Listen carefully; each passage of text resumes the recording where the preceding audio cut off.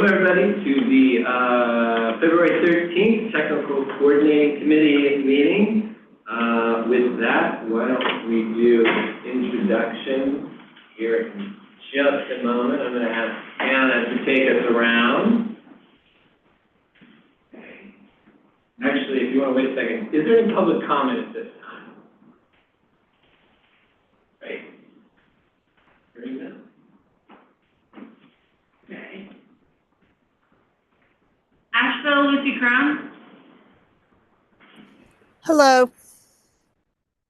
Art Jessica Morris. Present.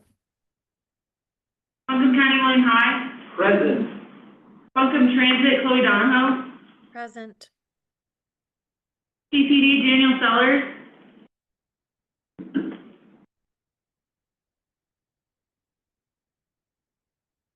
Haywood County Jody Ferguson.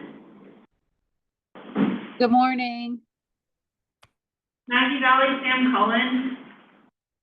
Here. Mars Hill Nathan Bennett.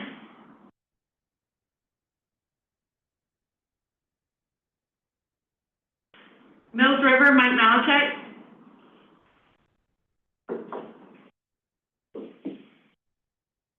RPO Vicki Eastland. Good morning, folks.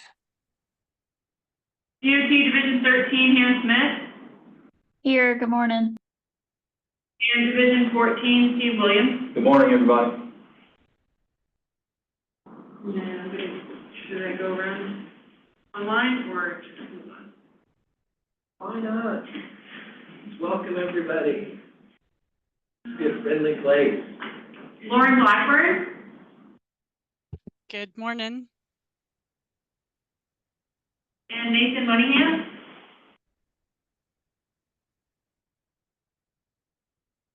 I'm here. Good morning. And Russell Kate. Oh, hey, good morning. I'm taking notes for Jessica Trotman.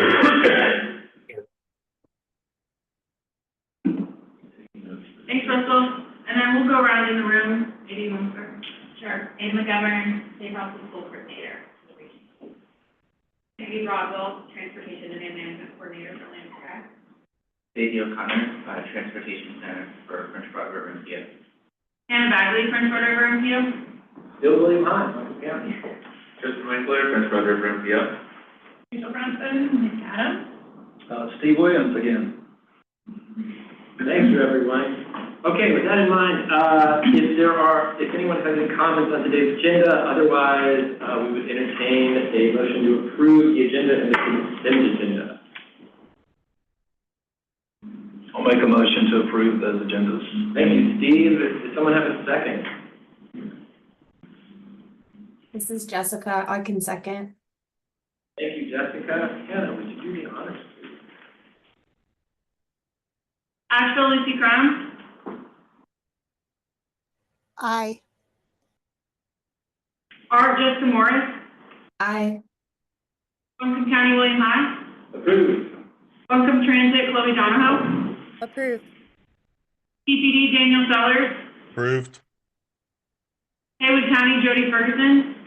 Aye. Flat Rock Pat Christie. Aye. Maggie Valley Sam Cullen. Aye. Mars Hill Nathan Bennett.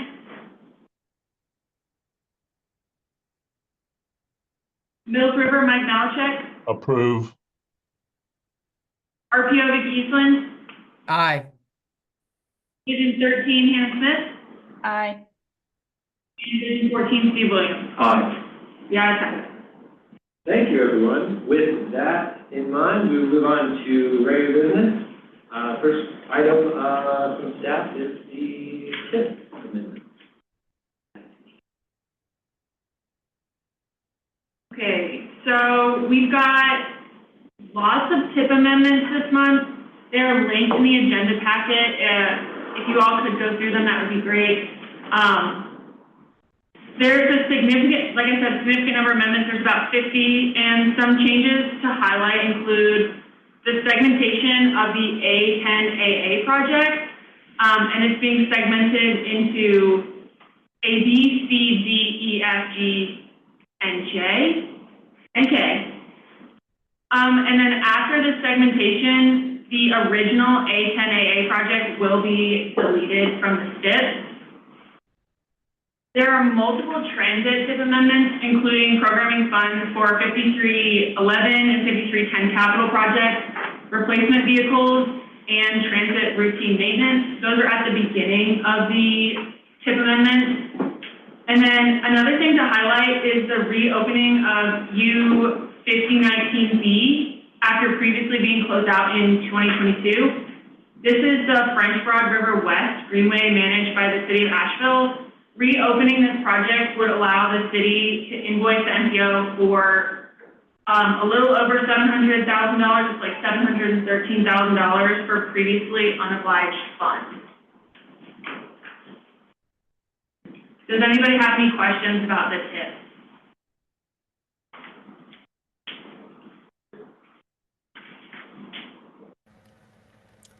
Hannah, I'm sorry, I don't think I understand what you're saying. Could you explain it again?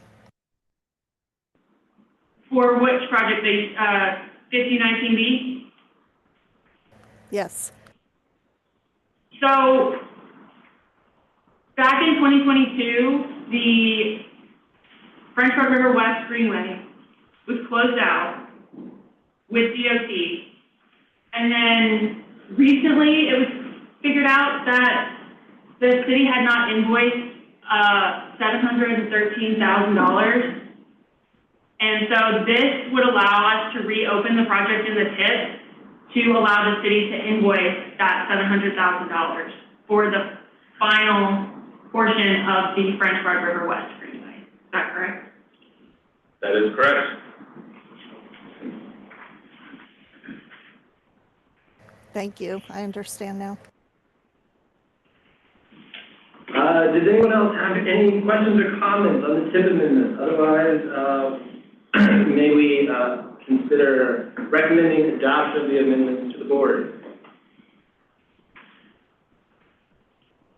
I'll just make a quick note that with the A10 project, that's a project that's been around, that's been funded since P3 or 2014. That was the widening of Future 26 from Broadway or the UNCA exit up to Weaver Boulevard. We've talked about the need to reduce the scope of that project due to cost increases in the past, but I mean, just to note, adopting the TIP amendment really kind of formally ends the A10 project. There's a small section near the New Stock Road that would remain funded, but the majority of the project would have to compete for funding again in future rounds of prioritization. So just to note, that is a bit bigger of a TIP amendment than I think has been coming before this body over the past few years. Yeah, I mean, and to note with the Greenway, it's my understanding this is, I think NCDOT is still figuring out whether or not they can officially reopen that project on the French Broad River West Greenway.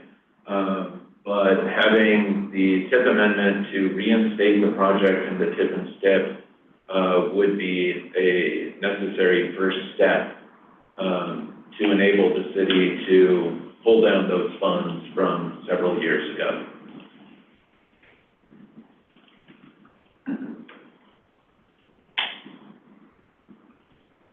I'll make a motion that we recommend the TIP amendments as outlined to the board for approval. Thank you, Steve. Is there a second?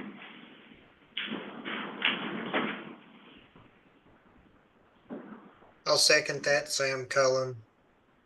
Thank you, Sam. Hannah, please help us out. Asheville, Lucy Crown.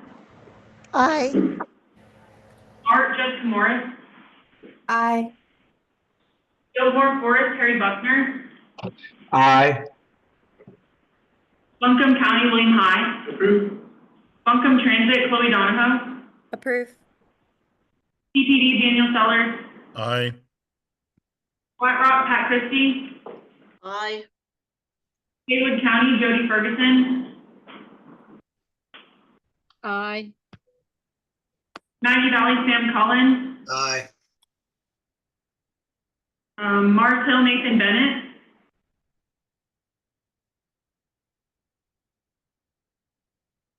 Mills River, Mike Malachek. Approve. RPO, Vicky Eastland. Aye. EAG Division 13, Hannah Smith. Aye. And Division 14, Steve Williams. Aye. The ayes have it. Excellent. Next item is safety targets. Okay, so this is something that we had Brian Murphy from NCDOT present on last month, but this month we do need a formal recommendation and formal approval by the MPO board. So just as a quick reminder, safety targets, they began back in 2016 with requirements under the MAP 21 transportation law. In general, it requires that states develop safety targets for 5 different metrics to help guide investment decisions and policy decisions. So in general, states set their targets on an annual basis, and MPOs have 180 days to either agree to the targets or set their own targets. Just to note, as of yet, there is no MPO in North Carolina that has set their own target. It's my understanding that CAMPO may take that route this year, but we're not sure. The 5 metrics that are part of the safety target, that's fatalities, fatality rate, which is calculated by the number of fatalities per 100 million vehicle miles traveled, serious injuries, serious injury rates, which is similar to the fatality rate, and non-motorized fatalities and serious injuries. When this came to the MPO board in January, a big part of the discussion focused on the fact that, we talk about these targets every year, and every year it's noted that we are not achieving those targets. And this year, we are not trending towards those targets. This was also brought up back in 2024. There was a long discussion about these safety targets, and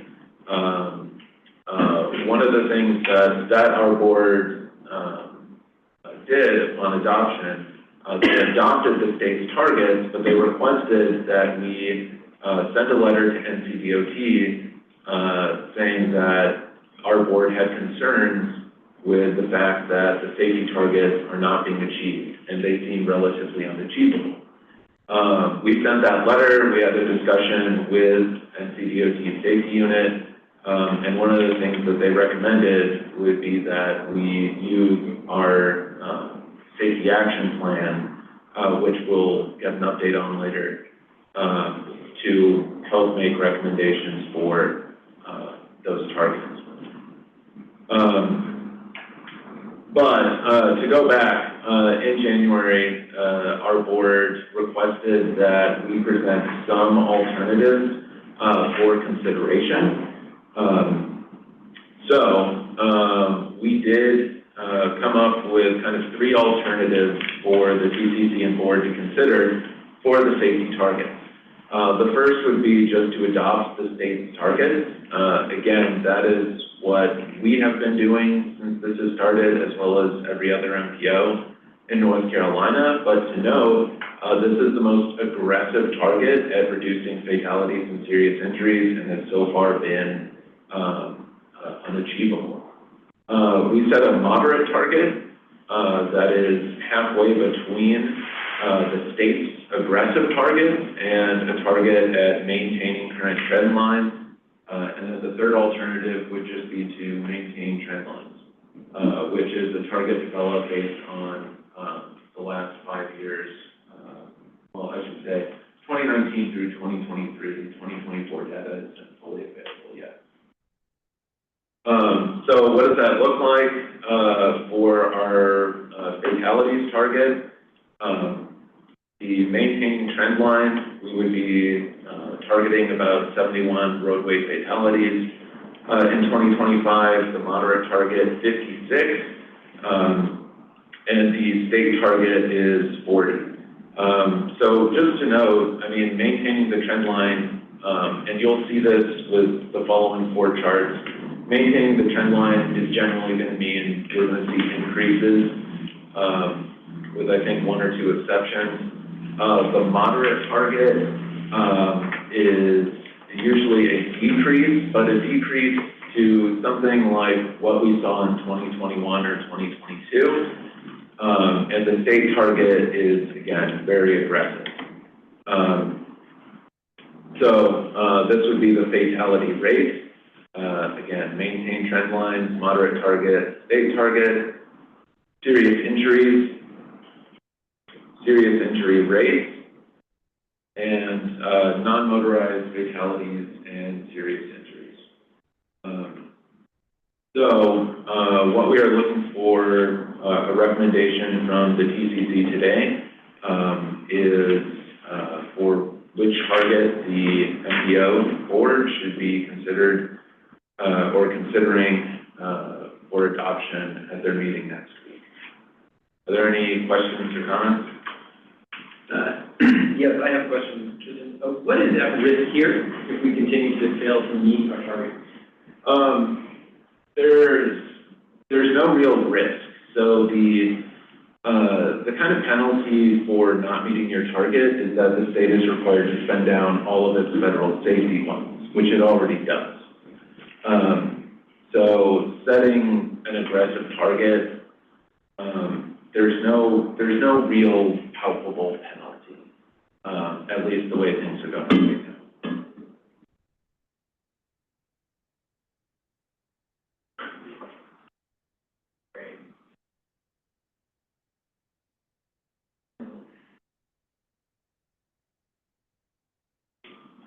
I'll just say that personally, I certainly don't want to switch to maintaining trend lines with a certain tacit acceptance of what's going on that I don't feel particularly comfortable with. We would, at the current measure, we would hit the moderate target or the maintained trend line, but of course, the trends being what they are, we would probably exceed the moderate target in the coming years.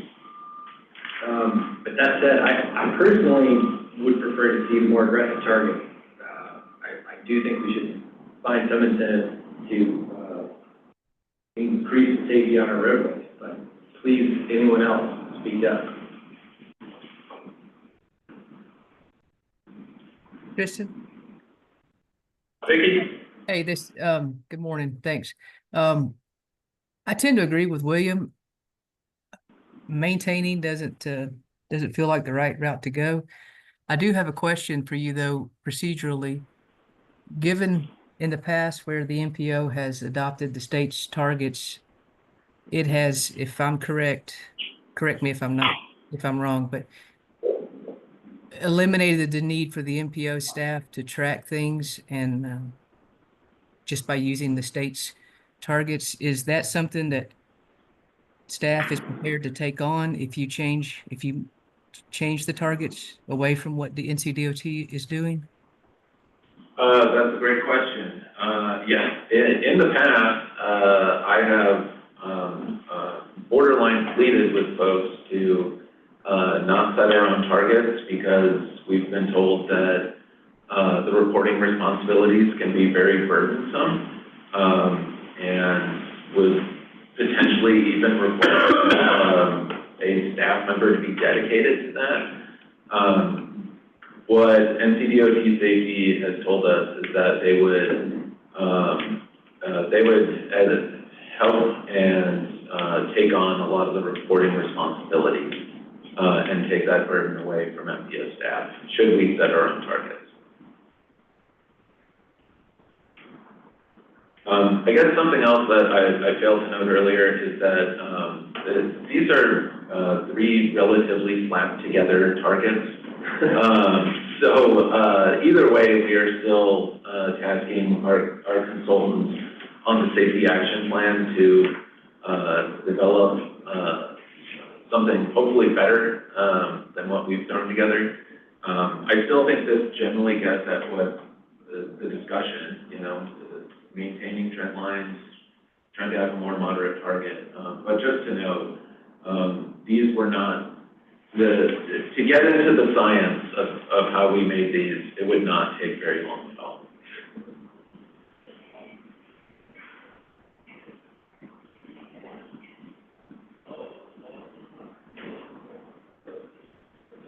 We've got a long meeting today. Anybody else have any comments? Or would someone like, I'll make a motion to recommend that we keep the state target. Do I have a second? I'll second that. It seems like most of the discussion's been coming from the board, in my opinion, about these. Increasing the burden for the moderate targets, it doesn't seem like it's going to accomplish anything. Increasing the work burden on the MPO staff, so I agree that we should stay with the state targets. Thank you, Steve. I appreciate your comments. Hannah, would you take us around? Or I believe our last voting item. The rest of you can tune out after this. Just kidding. Asheville Lucy Crown. Aye. Art Jessica Morris. Aye. Biltmore Forest Harry Buckner. Aye. Wellington County William High. Approved. Welcome Transit Chloe Donahoe. TPD Daniel Sellers. Aye. Flat Rock Pat Christie. Aye. Haywood County Jody Ferguson. Aye. Maggie Valley Sam Collins. Aye. Mills River Mike Malachek. Approve. RPO Vicky Eastland. Aye. DOT Division 13 Han Smith. Aye. And Division 14 Steve Williams. Aye. The ayes have it. Thank you all. All right, with that, we will move on to, well, we will continue with safety and our Safe Streets for WNC plan update with the Team Jordan Blackburn. Good morning, everybody. Can you hear me okay? Yes. All right.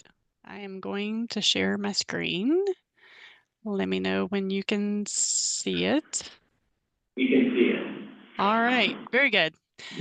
All right. Well, thank you all for letting me join. As mentioned, I'm going to try to give you a quick update on the Safe Streets for WNC safety plan. Just as a couple of reminders, this is a plan that is funded through the USDOT Safe Streets and Roads for All program, but it's a joint effort between the French Broad River MPO, Land of Sky RPO, and NCDOT has several folks involved in this from a technical standpoint. So a couple of the things I'm going to just give you an update on is a recap of how we've been going through the safety planning process to this point. I'm going to touch on a few elements of the data analysis work and findings that we've worked through so far, but there's a lot more to it, of course. And then we're going to give you an update on public engagement efforts that began last year, and then some ideas about how we want to proceed with that, and then just a couple ideas about what's next. So as far as a recap, I'll start off with just a review of how the safety planning process is working. Similar to a lot of other transportation planning work, we work through a very similar process of identifying those key partners, working through what I would describe as a very robust data analysis process in order to identify those safety problems and what we'll call emphasis areas for the safety plan. And now we're at that stage where we're developing some strategies and project types. And then before the planning effort is over, we'll talk about an implementation plan and then also some ways that your organization and others can help keep the plan up to date, evaluate progress, and so forth. A lot on this slide, so I apologize that I know y'all can't see all the details on this, but what this is just essentially highlighting is we started the planning process early 2024, and we had, I developed a public engagement plan. We had thankfully as of August and early September last year, been able to conduct a number of focus groups. Unfortunately, the plan for when there was going to be community outreach events, that was going to happen in the last weekend of September last year, so, and early October. So obviously that changed. And Rachel, is Rachel in the room? I can't see all the. Okay, great. Rachel, very good. Rachel will talk more about how we're pivoting to try to engage on the plan this year. We had also done a lot of data analysis to that point, and now we're sitting at the early 2025 horizon right now. And what that essentially looks like is we're looking to reach out to different stakeholders to gain their insights into some of those initial strategies and share with them some of the resources we've been developing. One thing also to mention here, initially the schedule of this project was going to finish by April of 2025, but with, of course, a lot of the work that we needed to pause and due to Helene and a lot of other things that have happened, we're going to stretch that out to the end of 2025. But we're still going to engage and keep an eye on any potential grant opportunities that may be forthcoming through USDOT. As you all probably would expect, there's just a lot of uncertainty about what the future of the SS4A program looks like right now. So we're really just trying to focus on a timeline and creating a deliverable that's going to work for you all to develop a plan that is going to be implementable regardless of the many different funding streams. Oh, and one other, sorry. We'll be coming back to late summer for final adoption. So there will be some other presentations on this early summer, I would expect. Okay, a quick review of the data analysis work. So as Tristan and others have just discussed with you all, there is a blend between this plan and when we talk about goals for safety, and there's of course a connection back to those targets that you all are setting. This diagram is my attempt at trying to explain how these things all kind of knit together. So the safety targets that you all are adopting are, of course, FHWA requirements, they're annual safety targets, and they're connected to the overarching goals for the safety plan, but this safety plan is looking much bigger picture and looking at more aspirational long-term goals. But within those goals, we'll, of course, identify more specific strategies and actions, including what we'll call countermeasures, which are the project types that best fit some of the problems. Tristan mentioned just a minute ago that there was some discussion you all have had and the TAC about what are some options for setting those safety targets? As Tristan mentioned, we'll look into some options for you, but generally speaking, as opposed to the one option which every MPO in the state so far has taken is to adopt the state developed targets. Other types of options could look more like what you could call a more realistic target setting method, or maybe another method would be to develop a different end goal for when you would expect to arrive at a 0 or a significant reduction in fatalities and serious injuries. Or another option is really just a hybrid, a blend of multiple approaches. So as far as the big goals, and we have not arrived at this specifically at this point, but this is something that we're talking about with the MPO staff and other stakeholders, is what is the overarching safety goal for this plan? I was listening intently to some of y'all's conversation about this, is how aggressive do you want to be with the statement around safety overall, the near, the mid, and the long term? To develop a plan that is consistent with how the USDOT standards lay it out, you basically need to adopt a goal that is going to either state a year by when the region hopes and expects to move towards 0, and that's for NCDOT, they have set that as 2050 in their state strategic highway safety plan, but you can certainly set a different year that could align with your MTP horizon year, for example. Another option is setting a goal for a significant reduction in fatalities and serious injuries, that's more like a % reduction. So it's not necessarily a year by when you would expect to reach a very specific target. So like I said, we haven't settled on anything in particular, but this is more just something for your awareness, is that we're thinking about this. And if you have any feedback, certainly would love to hear that. Okay, more data, crash data. So hitting a few highlights here. So one of the things that we've done is we've collected crash data of all injury types and all crash types for the 5-county region that we're studying. And a couple things I'll just point out here in the interest of time.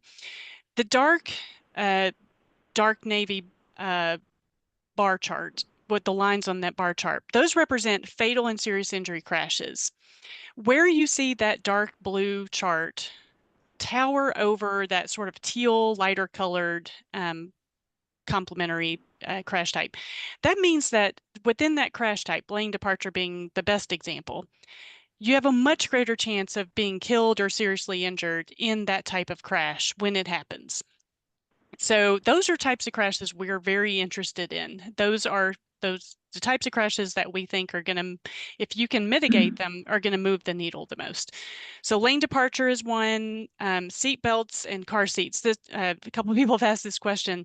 These are crashes where the occupants involved in the crash who are seriously injured or killed were not wearing a seatbelt or using a car seat restraint. So sometimes that's surprising to folks to hear that in this region includes about 22% of the fatal and serious injury crashes, for example. Motorcycle crashes are significant in this region, especially those fatal and serious injury crashes. And so also for speed-related and pedestrian crashes, those are overrepresented comparing to all crash injuries. So a few other things on the left-hand side of the slide just to make note of. Older drivers are, in this region, represent a larger share of the fatal and serious injury crashes compared to the statewide average. So we also want to pay attention to that. And then bicycle fatal and serious injury crashes, either in most of the counties here are roughly tied with the statewide average, or in Buncombe County's instance exceeds. So those are also types of crashes we want to pay attention to. Just a quick rundown of where these fatal and serious injury crashes are occurring most often. They're largely in rural areas. That's about 76% of the fatal and serious injury crashes. And that's proportionate to the whole region, right? Most of the region is considered rural. About 67% of, about 53% of all crashes and 67% of bike and ped crashes are occurring in those urban areas. So those types of crashes tend to be more urban.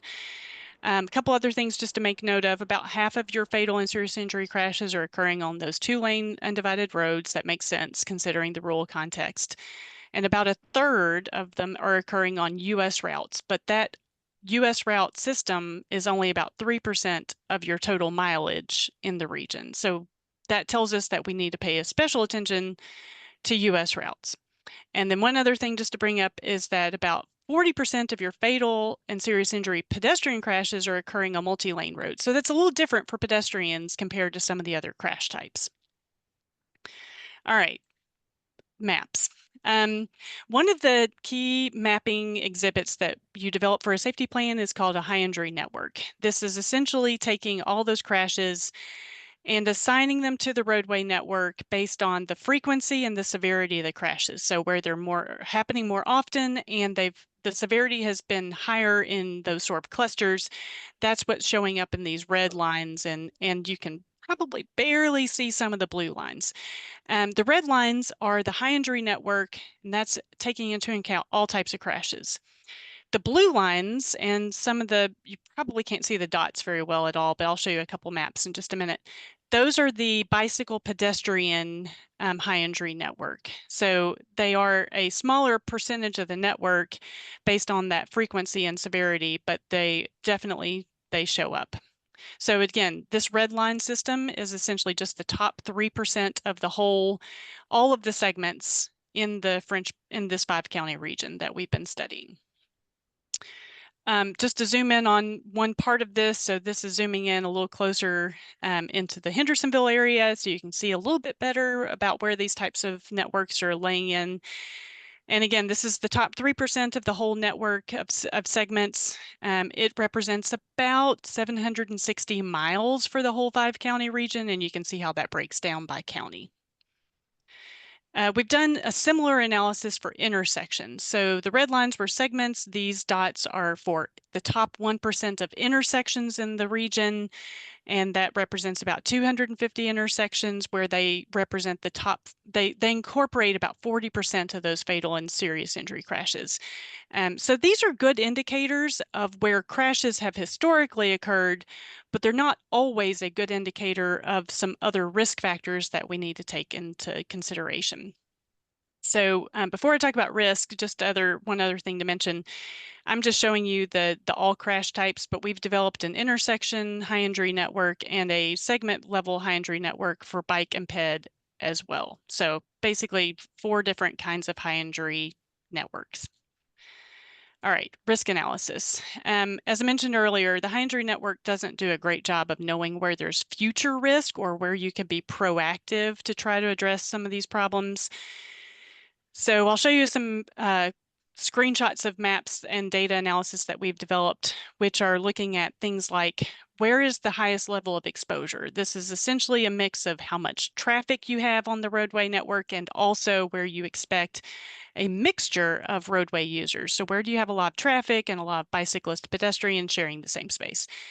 Likelihood is really a measure of the probability that a certain crash type could occur on a roadway segment. This was developed through a lot of statistical modeling and analysis, which I won't explain, but we'll show you some examples of that in a moment. And then severity is really looking at where in the network do we have speeds that are in excess of those, at least an average speed. So it's based on probe data, using data from vehicles and mobile phones, of course. So where do we see the speeds highest based on the context? And that really is just a measure of where is the energy the greatest, because if you could probably imagine, if you have people traveling at high speeds and you have a context where you have a lot of probability, those crashes can result in severity and fatalities much more so than lower speed parts of the network.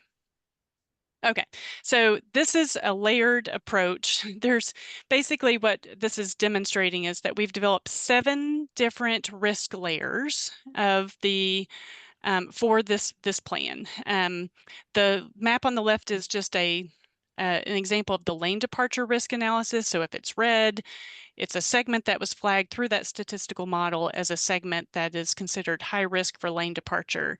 So similarly for bicycle, pedestrian, and so forth. This is all in a shared Esri GIS map, and I'm not sure if Tristan, if you've shared that with them, but it's a online map that can be shared. And I'll zoom in on just one example of that. So this is in Hendersonville again. Sorry, I'm not trying to pick on Hendersonville today, but anyways, we did.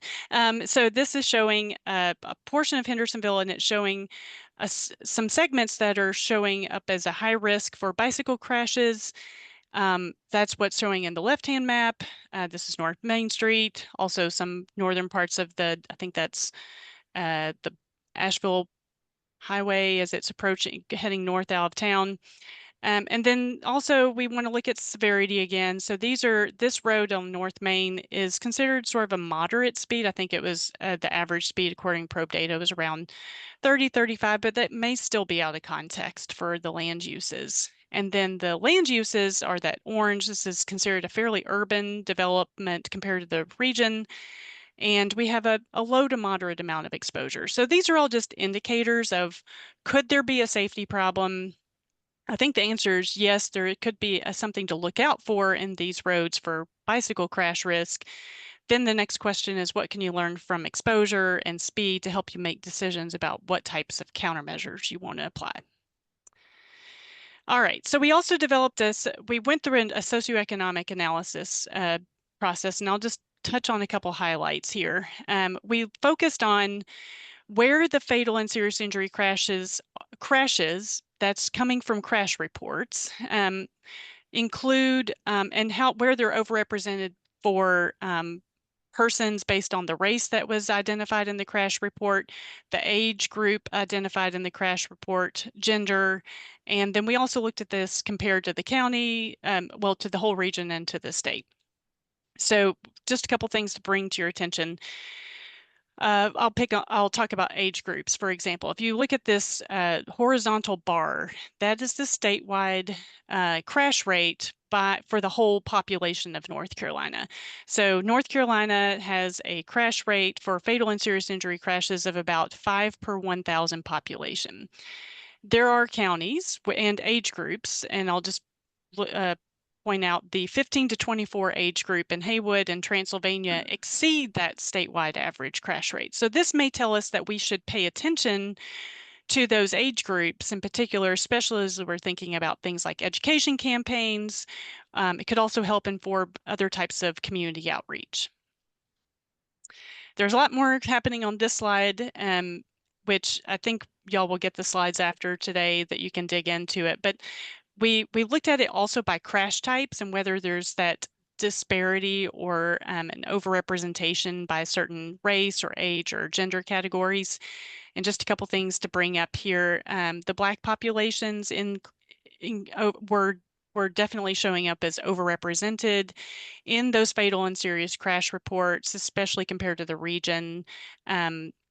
Persons who are 65 or older are showing up even disproportionate. I mean, there may be a large share of the population that are 65 and older, but even still, we have a disproportionate number of those people involved in fatal and serious injury crashes, and they're an increasing population. And so just crash types that we're thinking about here that are just growing over time: bicyclist, heavy truck, intersection, lane departure, and motorcycle and speed related. So anyways, a lot of this is just helping us understand what are some of the key problems that we want to focus on, who is being most impacted, and where could this help inform some future outreach or how we develop those types of strategies. So that's a quick recap of the data analysis, and I think with Rachel in the room, I'll just flip through the slides, Rachel, upon your verbal command, and I'll let her give you all an update on the public engagement work. Great, thanks, Lauren. Mm-hmm. So Lauren gave a nice recap at the beginning when she had to schedule up about our engagement effort. Really the pinnacle event last year was the summit, because we had a lot of events planned in the fall that ended up being canceled. Halloween happened, we were a couple days past Halloween. We had one in-person event scheduled at Farm City Day in Hendersonville, and I asked Christy Carter, I said, yeah, that's canceled, right? I mean, I was certain that the other events were canceled, but I wanted to verify, and Christy said, Western North Carolina is canceled. So that was pretty much the theme of the fall. We all lived it. So looking back at 2024, the Leadership Summit really was our big event, which many of you were at that event. We were over at AV Tech. We had over 40 participants from across the region. It was a really nice representation of cities, counties, towns across the region, and different subject matter experts. Mm-hmm. From enforcement, engineering, planning, health, communication folks. So we heard a lot of themes throughout, and those have been really helpful as we've been moving into the recommendations phase of the safety plan. Some things around consistency in data, funding was very big. We talked a bit about human behavior and choices, communications and policy as well. We had a few folks, as I mentioned, from PIO offices, leadership priorities, and education. So a lot of these themes, as I said, have been bubbling into our work as we move into what we want to do in the action plan to address the safety issue in the region. Next slide. So this was our plan we developed early in 2024. We developed a community engagement plan for the project. So this has changed. So Lawrence, you'll move to the next slide. this is what we have accomplished so far. We had, Lauren said, we had 4 in-person events scheduled over about a week span, which was really us going to existing events in the region to talk about the safety plan. Those were all canceled. We also had a focus group meeting that was canceled. We had literally just launched an online survey and a story map companion, which we are, I'll talk about that in just a moment. We will be promoting that. But while it was a bummer, we've shifted our strategies, and I'm going to go through that quickly. So in terms of the community leadership engagement focus, we've had 2 of our 3 technical steering committee meetings. We have had one of the 2 leadership summits planned. In terms of our brand, our website, our promotional materials, those are great. Those are up on the website. That was a lot of the material that we had planned and printed and ready to go for engagement, which we will pivot into some activities this spring. So we did successfully have 3 focus group meetings. I'll touch on those in just a moment. And we are planning to utilize those materials we had developed for the fall. We're going to go along with the MTP planning effort and bring those materials. So it'll be an opportunity for us to kind of leverage that existing engagement effort and bring our work to that. So in April, we will be tagging along with the MTP planning and going to some in-person events. And then, we've thought a lot about what we want to do in terms of how to pick up engagement post-Helene. And one of the reasons we've taken so long is it didn't feel right, particularly in like November and December and into January.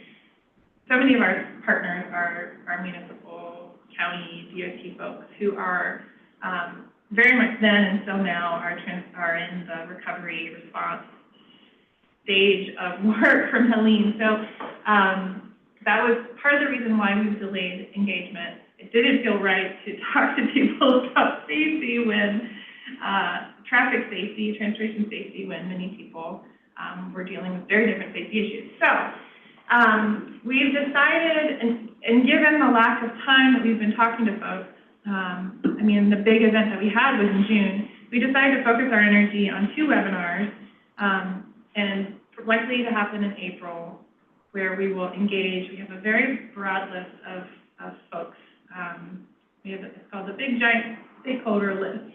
It's like 300 names, and it's everyone from us in the room to advocacy to neighborhood organizations, very expansive. And we're going to offer 2 webinars to basically do a lot of what we're presenting today. So an update on the data.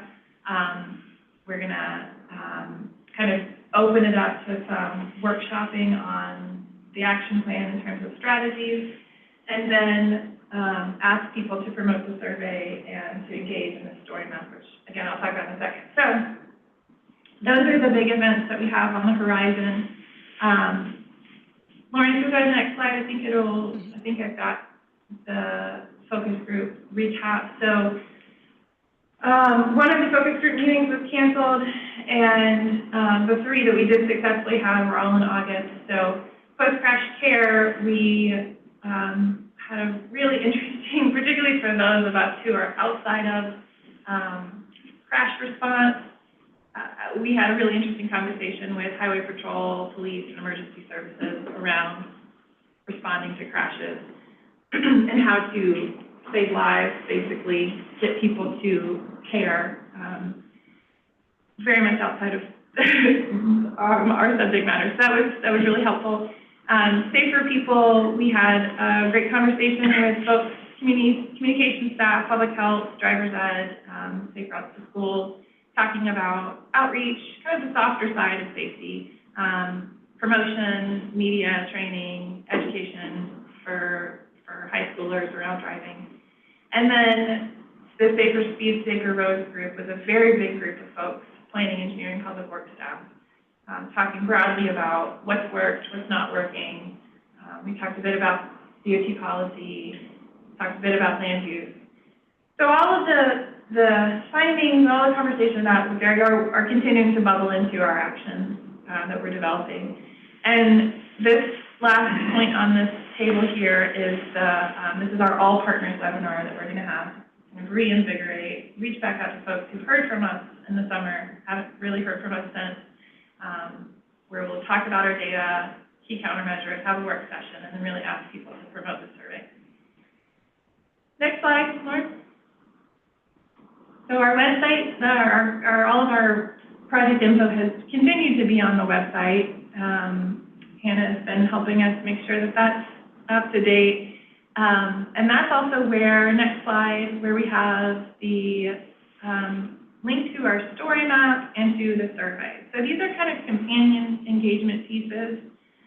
When we developed the survey and the story map side by side, but in the survey, we spent quite a bit of time trying to decide how we wanted to ask folks, the community broadly, about safety. We felt like to ask the questions we wanted to ask, which is things like, how would you feel more comfortable biking on a road? How would you feel more comfortable walking? What sorts of strategies do you think will improve driving? We felt like we needed to have a companion on what the solutions could look like. And so this is what this resource is. If you guys can click, well, I guess, your link will be in the packet, or the link is also on the Safe Streets website on the NPO's page. But it basically goes through priority safety problems, grouped into intersections, pedestrian, bike. You can see when you get there, I won't go through all of it, but it basically says, here's the main issues around safety for people walking. It provides a scenario of a typical, like here is, Lauren has a screenshot of the pedestrian bit. So our problematic 5-lane crossing without pedestrian amenities, and then as you scroll, it offers what this could look like. So what we're really trying to do is connect the dots for folks as to what the problem is and what the solutions could look like. So that's the story map, and then we have this companion survey that has been up since pre-Helene. I would be interested to see we have not been promoting it, but I imagine we've been getting some responses to it. So these are the two pieces that we will be asking you all and our partners in the webinar to promote. And next slide. Finally, we developed these county fact sheets. So if anyone on the call is interested in these, this is what they look like for all 5 counties.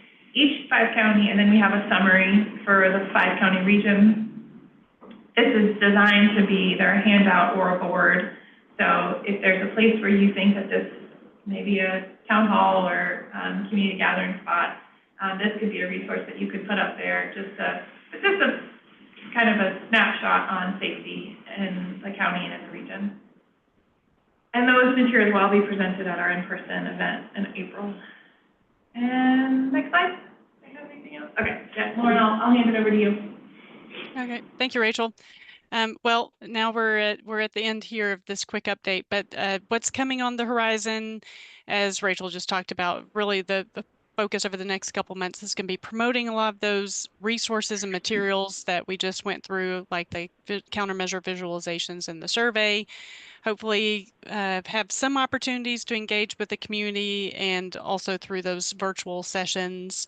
Then we'll continue to extract some themes from the outreach events and learn a lot more from the data analysis to develop those strategies and goals sessions, goals for the region. And then that will lend us into the crash reduction framework, which is really a strategic plan for how the region can prioritize work and hopefully tackle some of these big problems. There will be another technical steering committee probably around the March-April timeline, and then, as mentioned, there will be another leadership summit in the kind of late spring, early summer horizon. And that's it from us. We can take any questions if there's time, or we'll let y'all know. If you have any other thoughts, please let us know about the overarching kind of questions about the goals and engagement approaches.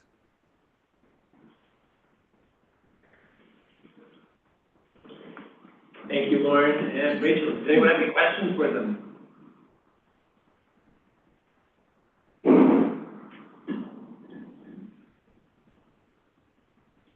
I'll just say the safety analysis that Lauren showed is awesome. Just to note, I mean, assuming people don't disagree with me, we are, I would say at a very least, that is going to be a great tool for us to help to target more investments towards safety problems. Just to note, you know, I've been here over 10 years. Safety is a very tricky item to discuss and really kind of use well, especially when talking about projects. And having something that focuses on risk rather than chasing crashes that may or may not have something to do with the safety intervention you're trying to get funded, I think it's going to be a really good step forward for a lot of our planning processes. Thank you.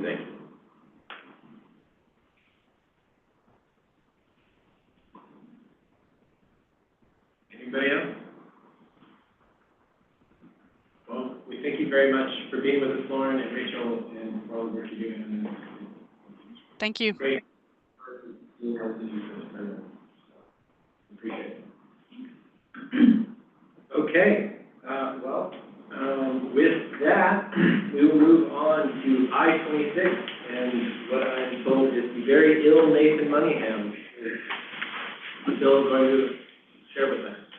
Thanks for heroically joining us, Nathan. Thank y'all. Luckily, I'm feeling much better today than I was yesterday. Apologize for not being able to be there in person. I'm going to see here if I can figure out this share.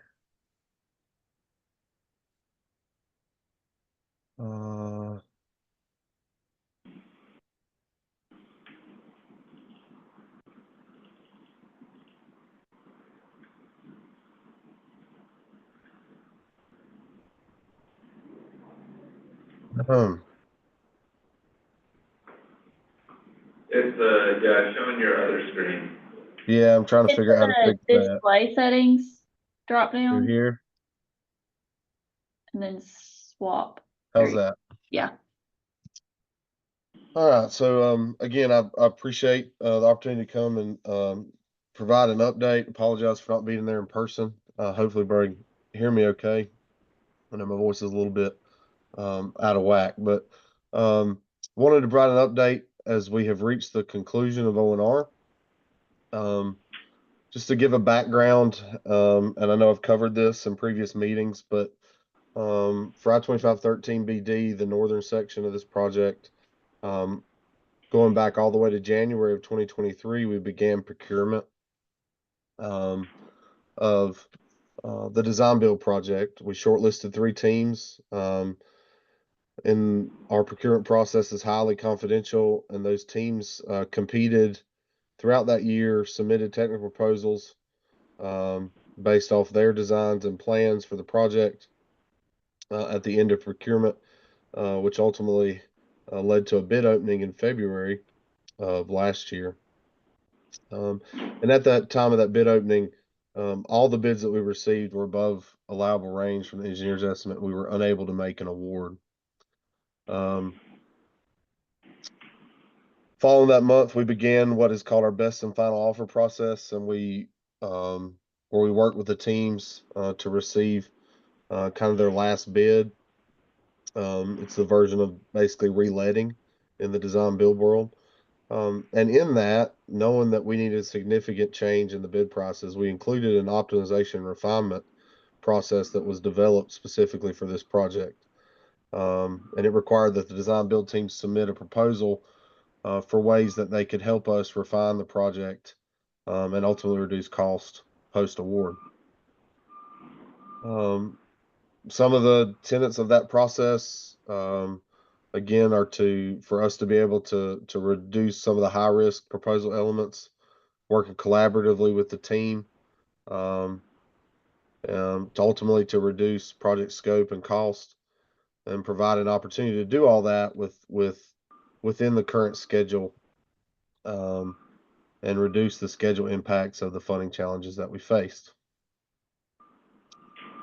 In May of 2024, we opened those bids. The low bid was Archer Wright Joint Venture at $1.147 billion.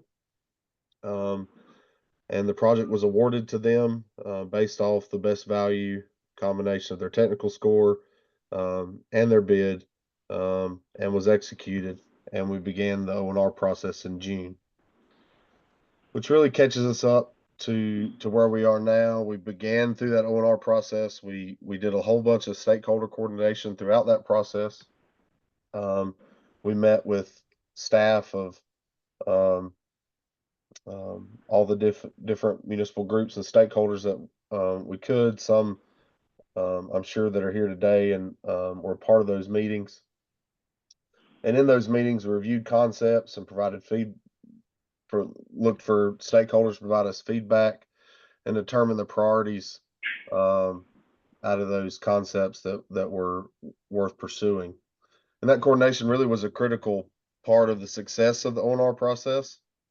And through this whole process, we were able, in collaboration with the department, the design build team, and local stakeholders, to determine scope reductions and risk mitigations that met the main tenets, which was to do all this without violating any of the commitments in the FEIS and the ROD, to maintain the separation of I-26 and Patton Avenue traffic, which has long been a main goal and purpose of the project, and also to maintain the pedestrian cyclist connections that were in the original design. Obviously, Helene impacted our ability to coordinate further past last September. We had a meeting prior to Helene where we were going through some of those alternatives and had intended to schedule another meeting in October and in November. But once the Helene impacts became evident, our coordination efforts were impacted due to our focus at the department and the local focus of our municipal stakeholders on the recovery effort. And while the recovery effort was and continues to be our immediate priority, the long-term transportation needs that I-2513 addresses are still critical to Asheville and the greater Western North Carolina area. And we were adamant at the department that we didn't want the Hurricane Helene impacts to extend to this project. We'd worked a long time, and a lot of work had went into getting the project to this stage, and didn't want to see an additional delay due to Helene. So because of that, our central department staff stepped up. They continued to work with the design build team to complete the O&R process on schedule.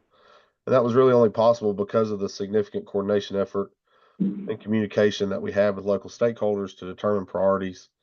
And we felt like we had a good idea of which concepts would be accepted and rejected. The ultimate result of this process ended in scope reductions, material changes, risk mitigations, and it's a pretty long list that ultimately go into that, but it resulted in a successful completion of the process with approximately $125 million in savings to the project. 63 million of that is in bridge reductions. 26 million is miscellaneous structures like walls. 24 million in paving, 7 million in earthwork. All of those are just some of the highlights. They don't add up to 125 million. We've got a lot of other smaller things that we have done in this process that are more contract language negotiations, but ultimately got us to $125 million.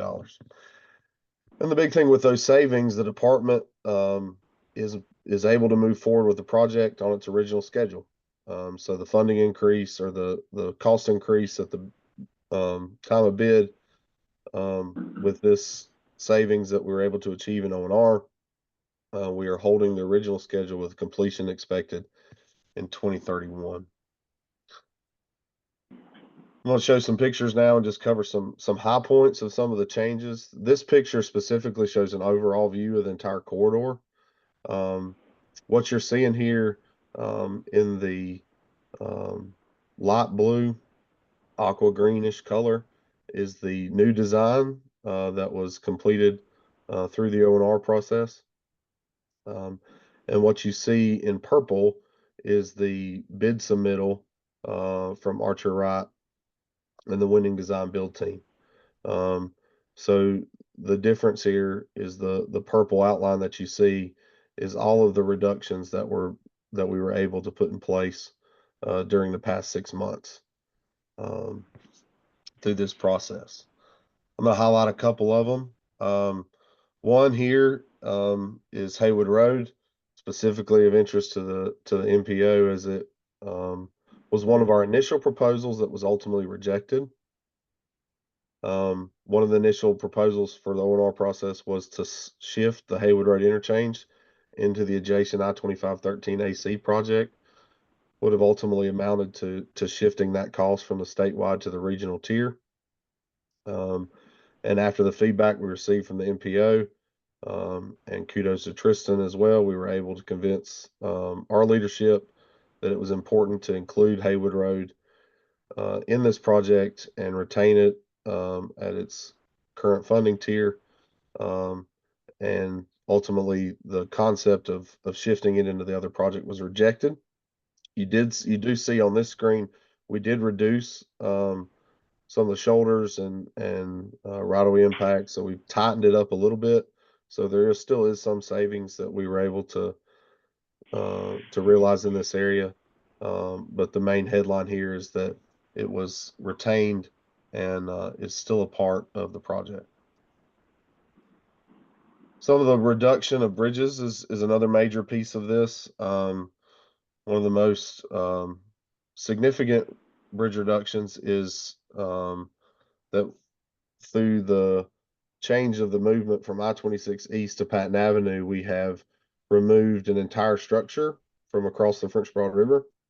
You see on the left in the original bid proposal from Archer Wright, they had proposed 5 structures, one of which, this outside structure here, was carrying the I-26 East to Patton Avenue ramp movement. That structure has been removed, as you see here on the right with the new O&R plans.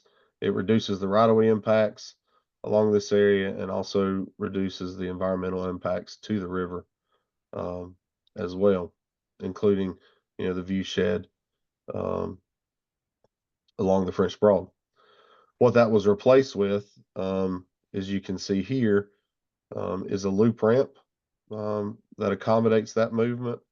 And again, the big benefit here is that this loop ramp, as opposed to the bridge, is entirely contained inside the existing right-of-way of the interchange, so there's no additional impacts associated with that ramp. Another big reduction to our bridges, and this is consistent across the corridor, but this is just a highlight in one area where it's a little more visible.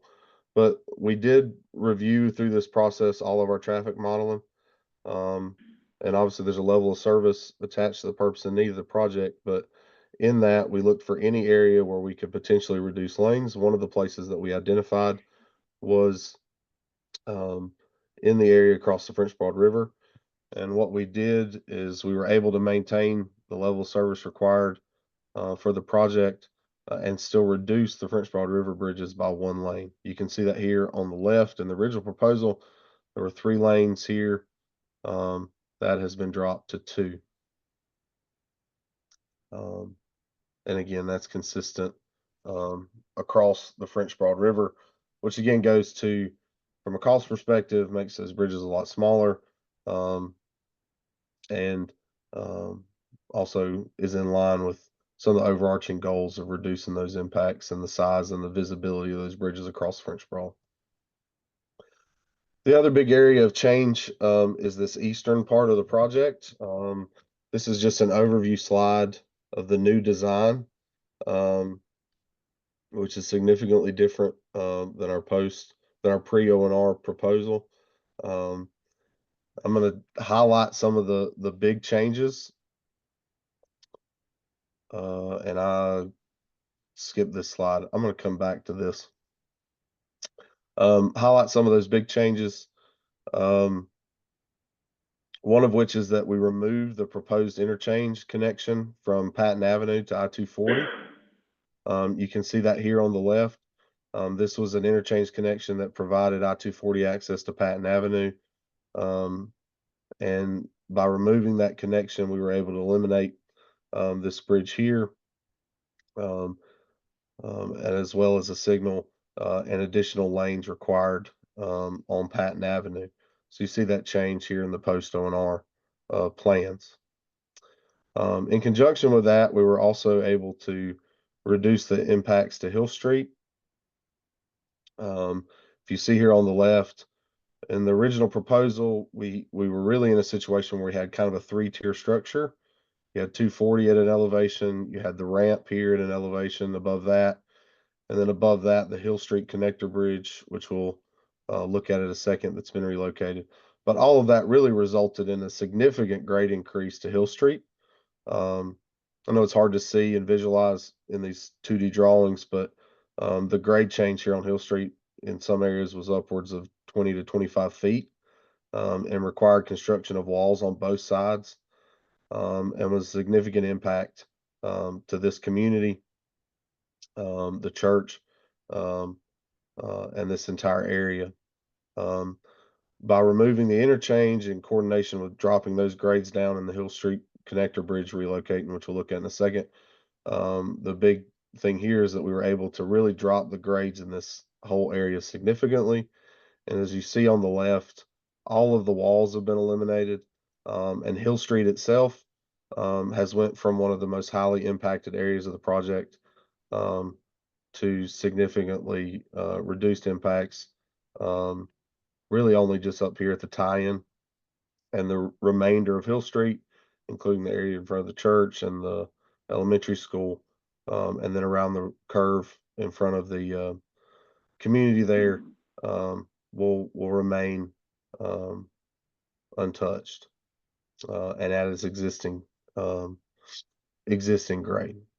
So it's a significant right-of-way and construction impact reduction there. Again, as I mentioned, part of that change involved shifting the Hillcrest Connector Bridge. This is the original design on the left here.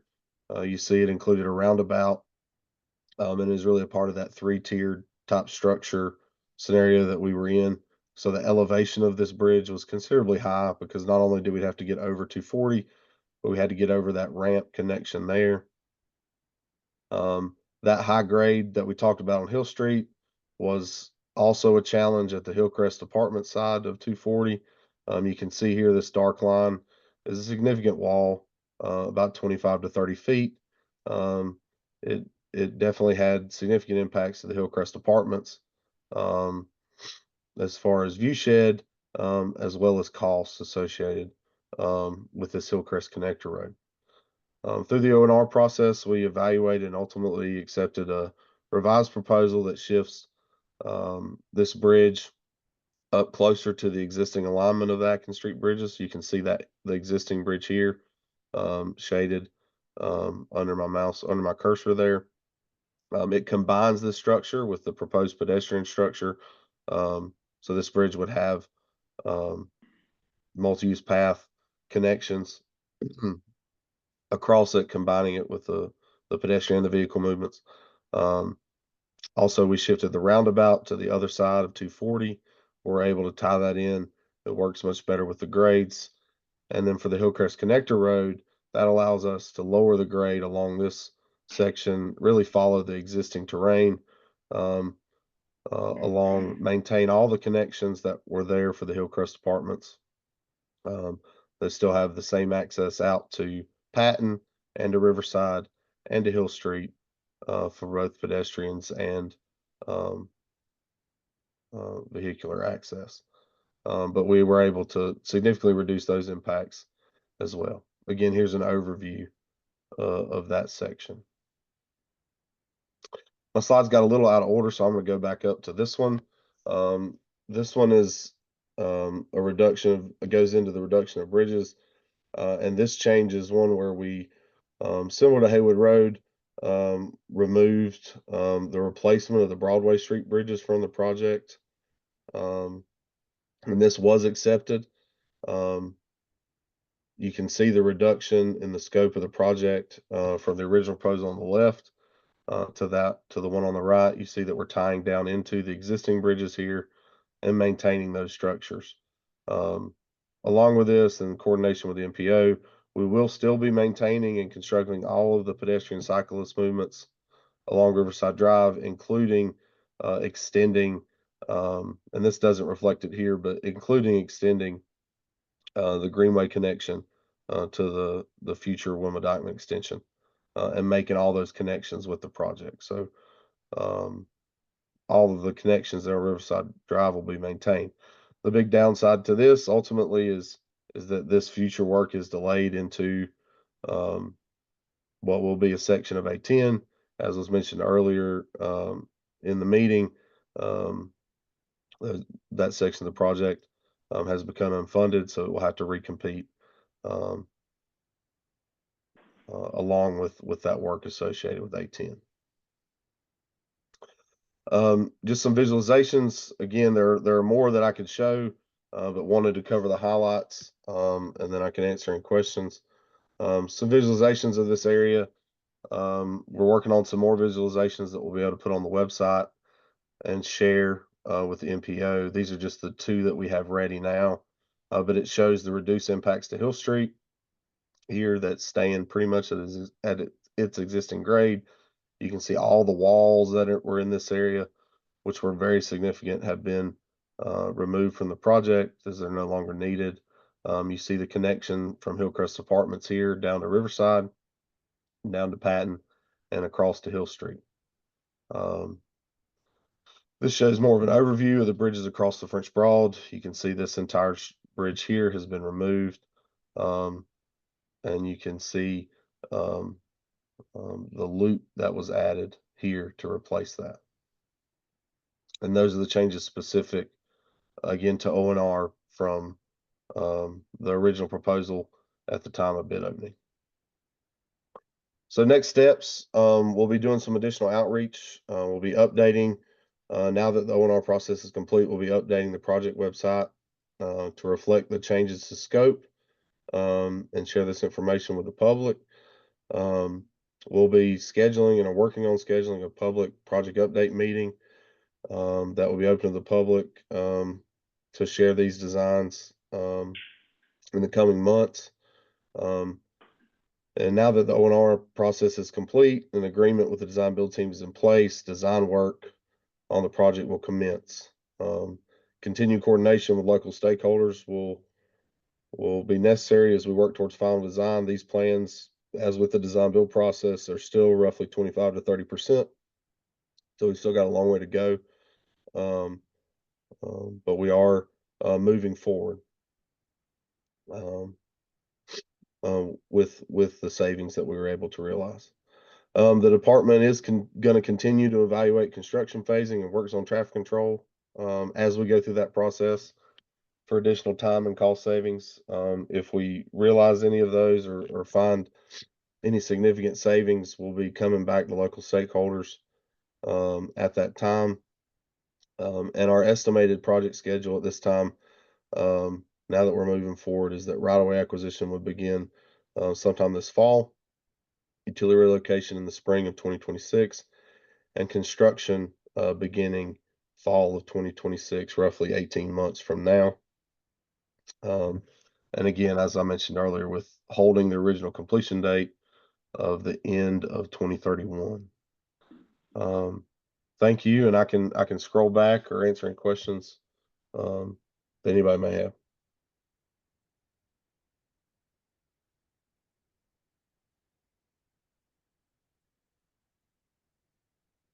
Thank you, Nathan. I think a few things for folks to know. First of all, and Nathan, correct me if I'm wrong, This is the largest project that has ever been led by NCDOT, at least until the next I-77 project goes to lead.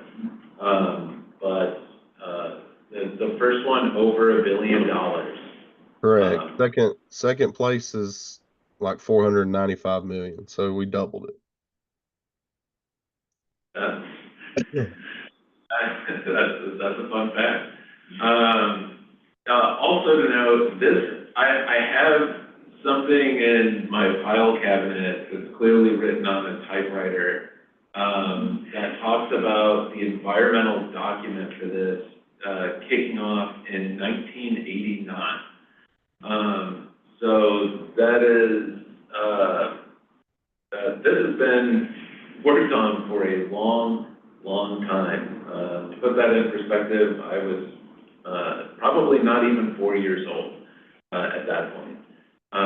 That is 36 years of work.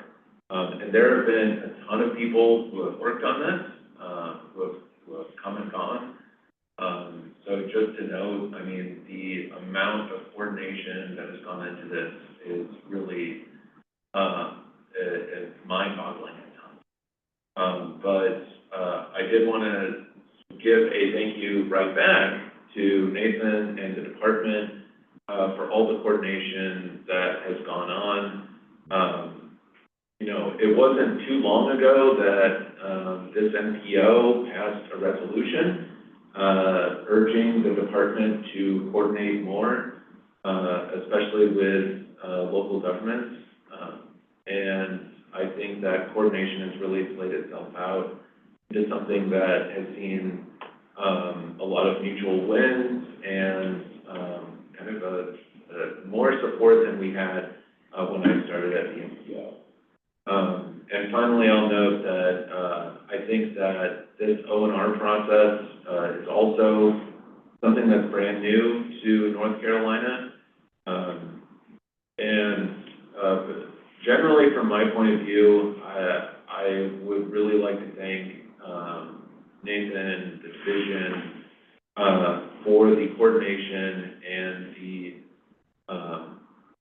basically just the follow through on a lot of some of the concerns and questions that were brought up. Nathan talked about the Haywood Road interchange as well as the Riverside Drive.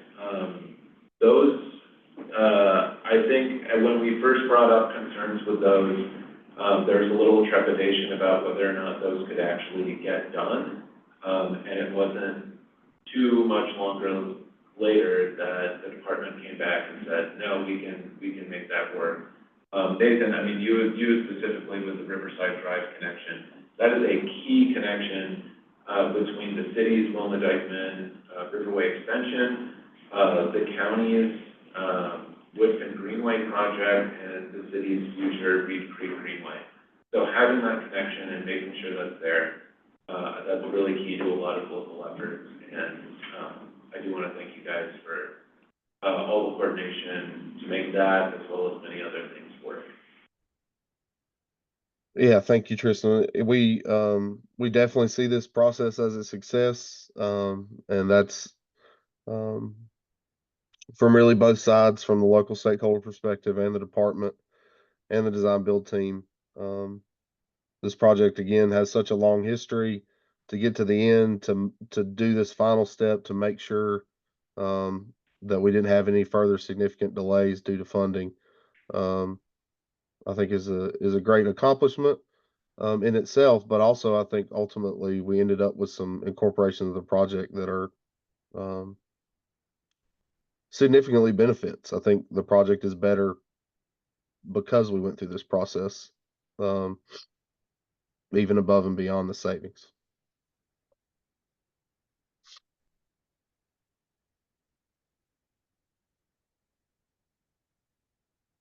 All right, does anyone have any other questions for Nathan, or shall we let him get back to his bed? All right, thank you very much, Nathan. Rest back. Thanks, guys. Okay, next up, yeah. Okay,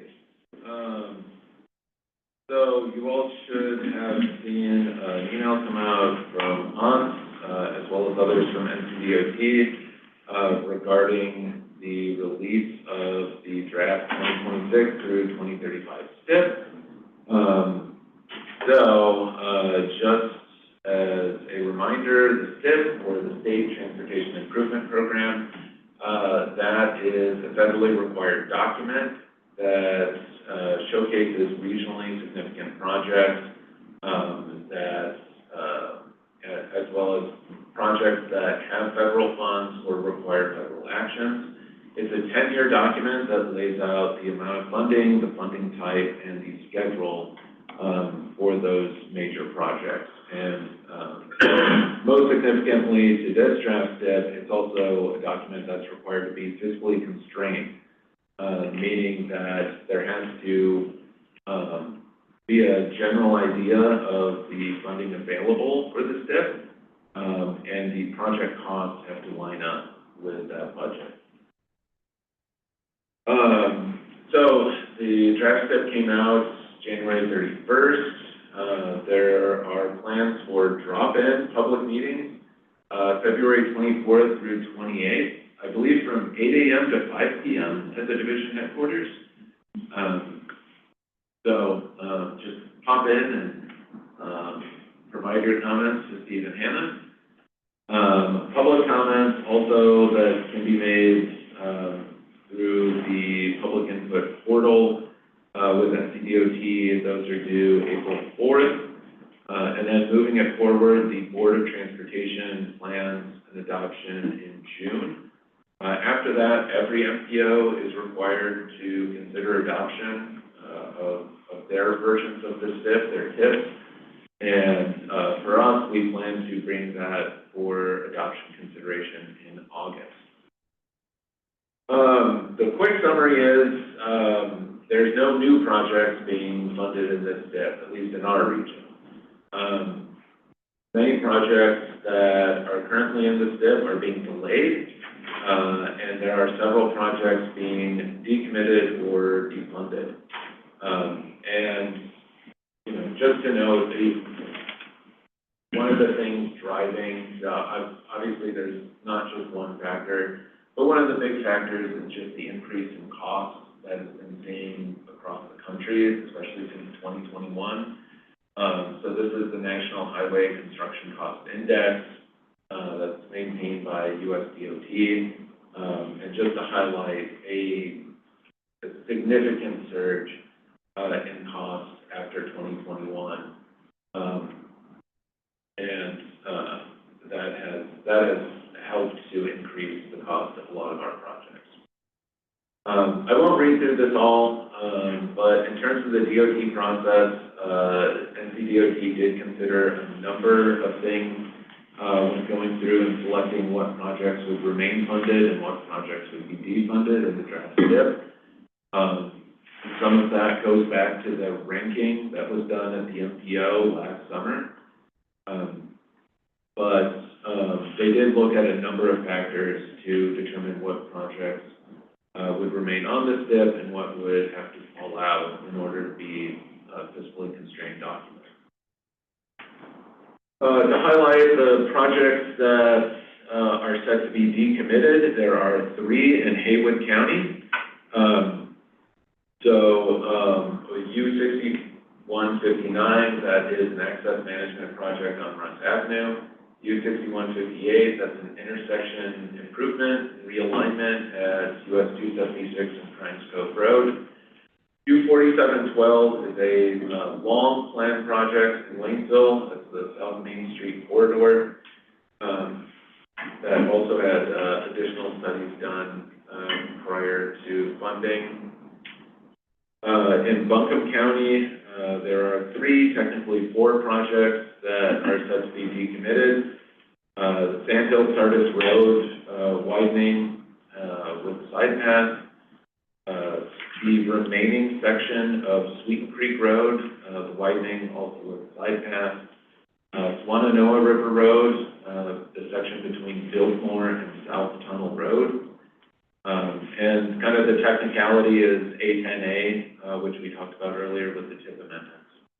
But those are the projects in Buncombe that would no longer appear on the STIP. And again, to note, with A10, there is a small section near new stock that will continue to move forward.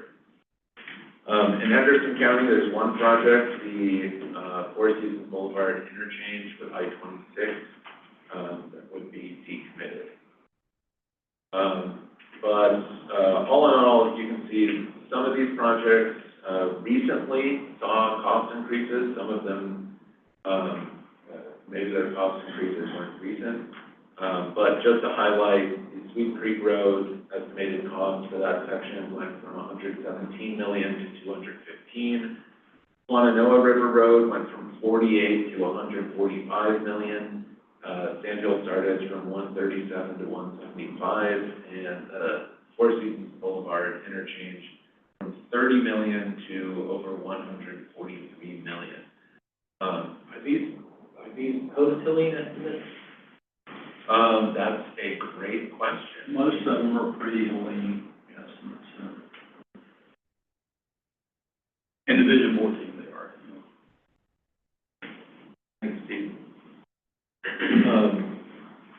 So yeah, a lot of significant cost increases that the department is having to grapple with.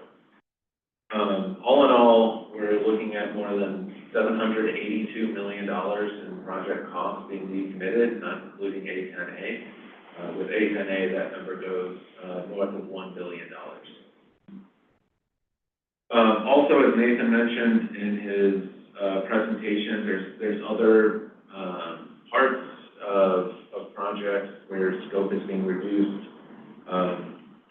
The big one is the Broadway interchange and some of the improvements that were originally slated for Section B of the I-26 connector.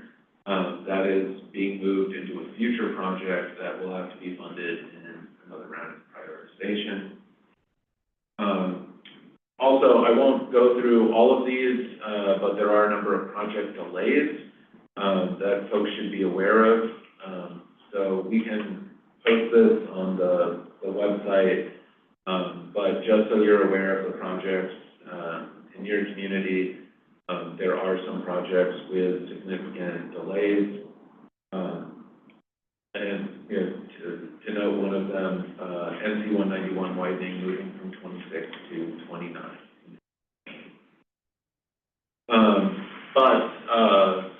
That's about all we've got for the summary of the draft STIP. But this will be on a number of agendas moving forward. Are there any questions or comments? Can I add one thing, Tristan? Just because this came up in a Transylvania County meeting last night. When we say decommitted, at least on all those Division 14 projects, PE, preliminary engineering design work can continue. So it's kind of like for those that have been around for a while, we used to have the deliverable part of the STIP and the developmental part of the STIP. These have been moved out into the developmental part. We don't know exactly how far we can take those designs, but decommitted just means they're not funded for construction. They're still in the STIP as design projects.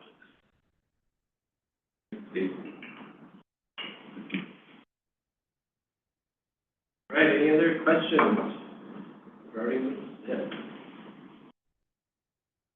Hearing none, let's move on to the 2050 socioeconomic projections update. Okay, I'll try to make this quick, but this is really an item that's kind of like last month's safety targets, prepping for future decisions of the TCC and board. So this grainy comment that you're seeing kind of highlights the role of the regional socioeconomic projection in the study that's being undertaken by the MPO with Manhan Group. Basically, what we are looking at is developing how much growth we should be anticipating as a region and where that growth will go. That is the responsibility of the MPO to develop as part of the development of our next travel demand model. our regional travel demand model, just to note, plays a significant role in traffic forecasts, as well as helping to plan future investments over the next 25 years. The travel demand model, in an overly simple nutshell, looks at where and how growth will impact our regional roadway network. So if we're planning, we're expecting a lot of growth in a certain part of the region, the model will start to show those impacts or anticipated impacts on our roadway network, and whether or not that may require additional investment and attention. So again, looking at the population as well as the employment growth for our region over the next 25 years.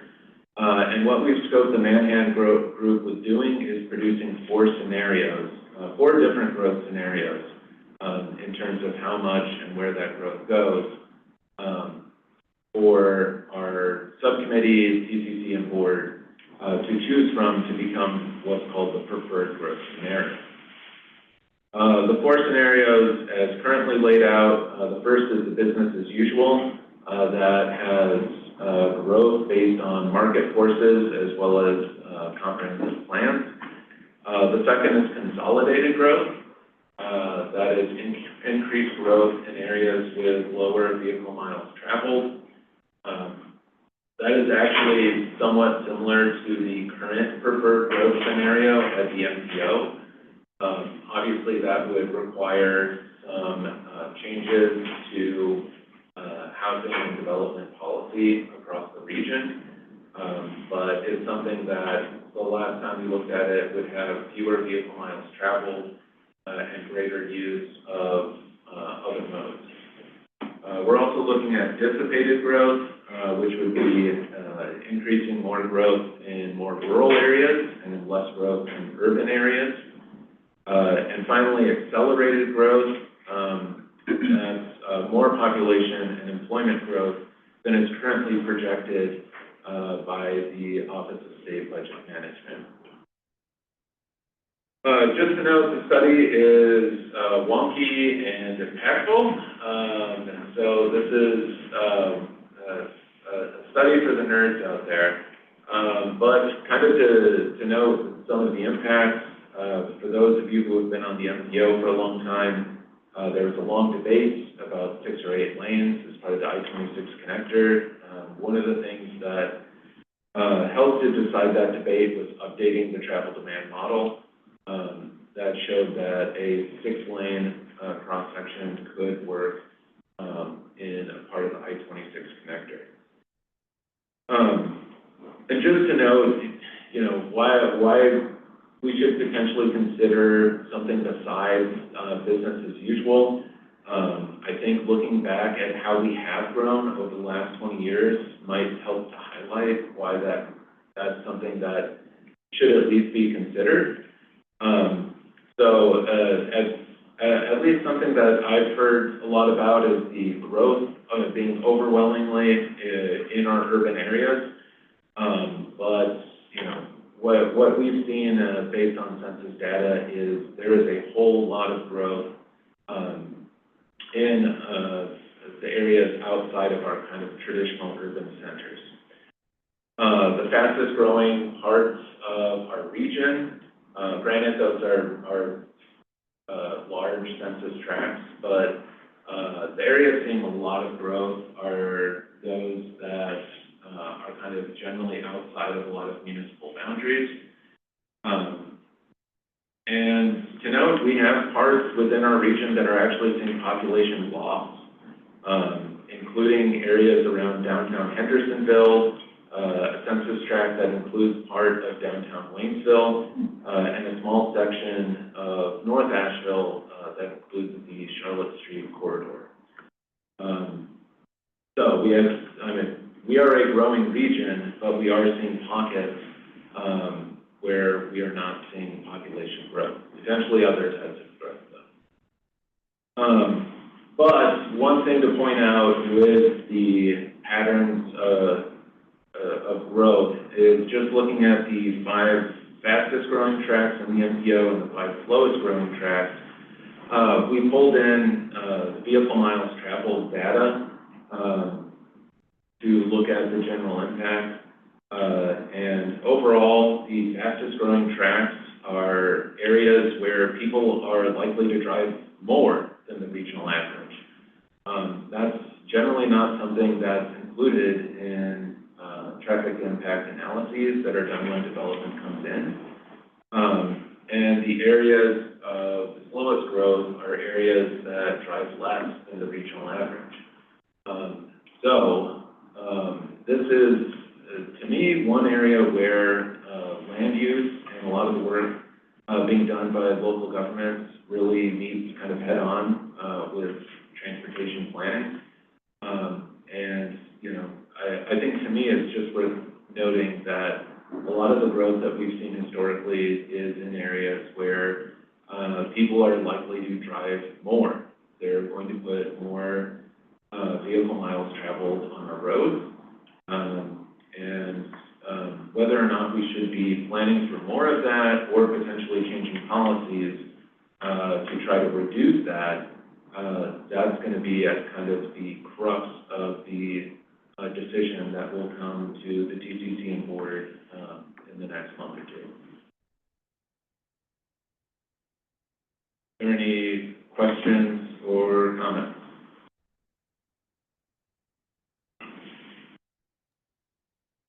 This is Daniel. I'll make a comment just on that last slide about the highest growing areas seeing more VMT per capita. Something we should dig into is if that's related to so much of development being pushed out into rural areas.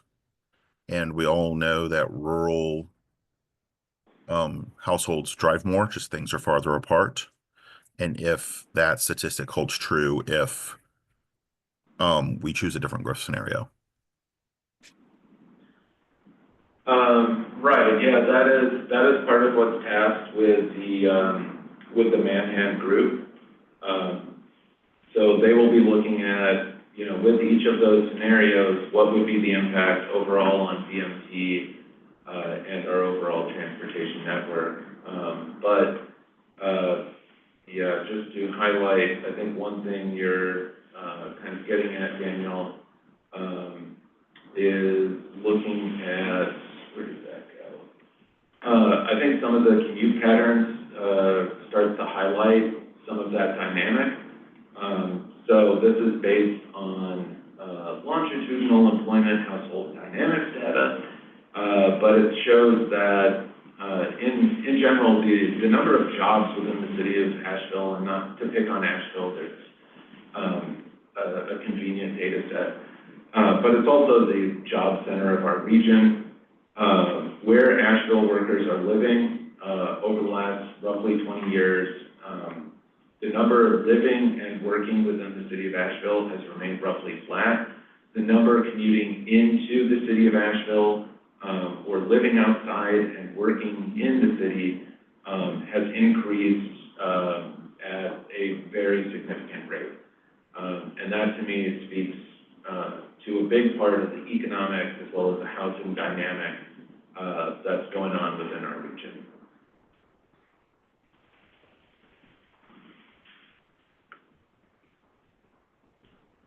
Any other questions? Okay. Thank you, Tristan. With that, we will move on to regular updates. Start off with Division 13. This is Hannah. I'm here. I'll just wait for someone to share the reports before I take off. 1 second. There you go.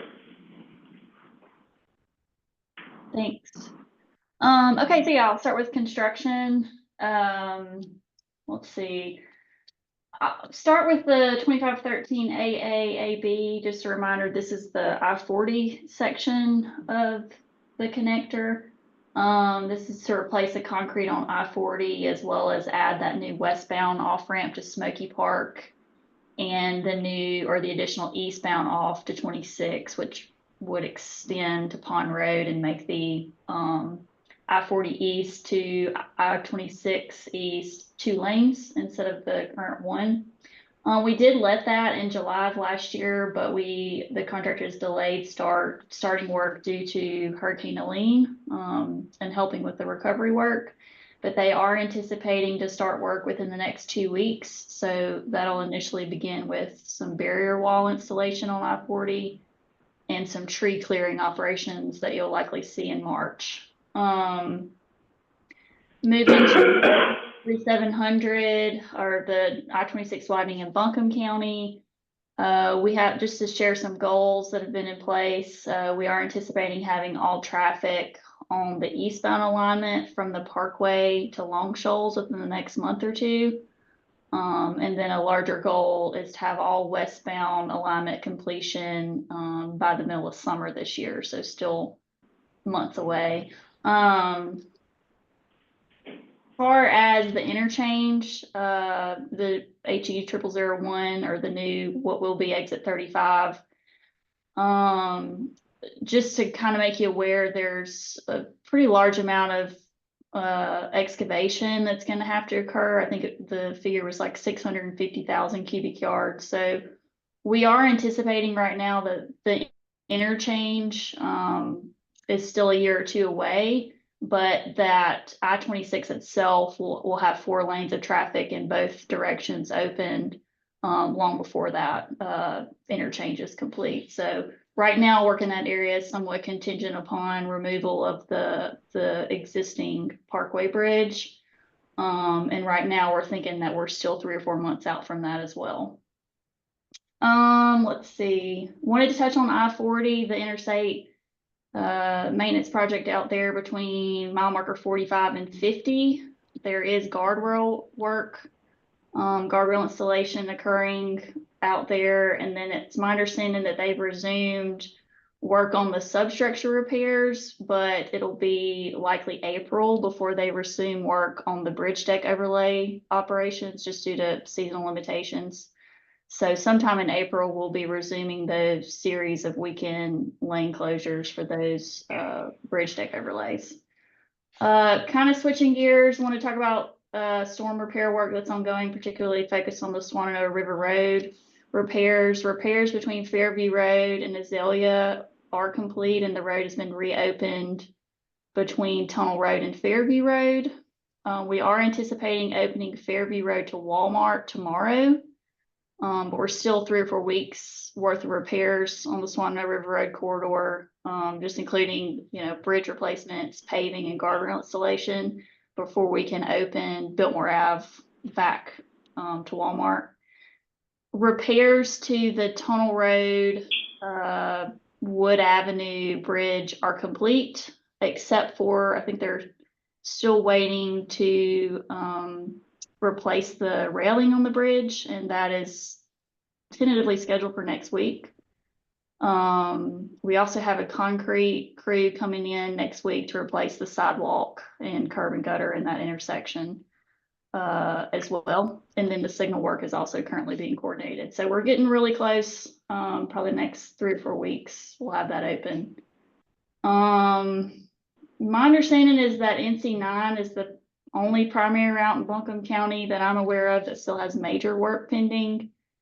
A large section that was washed out south of Old Fort Road should have been paved last week. I haven't got confirmation on that. And then a contractor continues to work on some major slides as well. Shifting gears to project development, I think Tristan covered sort of an overview of the draft STIP. I did add a column on the end to see how, similar to he did in his update, the construction date changes between the current STIP, which you're seeing in the let date column, and then the draft STIP, that column all the way to the right. But the draft STIP was released a couple weeks ago. Division 13 is holding our public information drop-in session the week of February 24th through the 28th. And then the public comment period will run, it's already open and it's running to April 4th, I believe. Nothing to really draw your attention to here. I tried to bold the the significant construction date delays between the draft. So you'll see that's kind of why those are bold on the far right column. But nothing else from me. I'm happy to take any questions.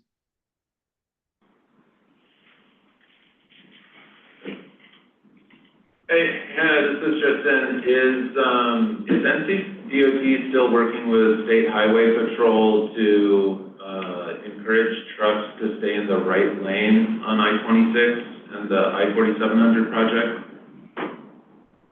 Particularly in the Blue Ridge Parkway area, or you Yeah. need the entire. No, I think actually that ordinance was removed. Nathan, can you confirm that? I don't know if he's still with us or not. I'm here. You're talking about on The I-4700? left lane restriction for trucks in 4700.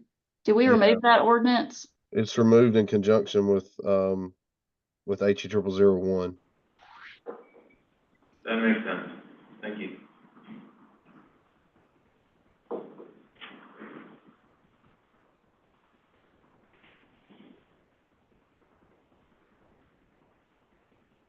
All right. Thank you, Division 13. Steve? All right. First of all, a big change in our upper level management. Division 14, Wanda Payne has announced her retirement. It's effective April 1st, but I think March the 6th is her last kind of day of work. She'll be around for the month of March. The board's planning on announcing her retirement that first week, or her replacement, excuse me, that first week of when they have their board meeting that first week of March. And we have no idea who that is at this time. There's a retirement luncheon, February the 28th. I don't know if that information's been sent to the MPO staff yet or not. Okay. Anyone's welcome. It's at Southwestern Community College, which is there in Silva, real near the division office. All right. Construction projects is kind of, again, the same thing that you've been seeing for quite some time. These are posted on the MPO's website, so you can take a look at them at your leisure. If you travel on I-40, you know that those bridges, the three bridges that are near Canton there, construction has started on all of those, not impacting traffic yet, but stay tuned, it will. I-26 job in Henderson County, the Division 14 part is, for the most part, completed.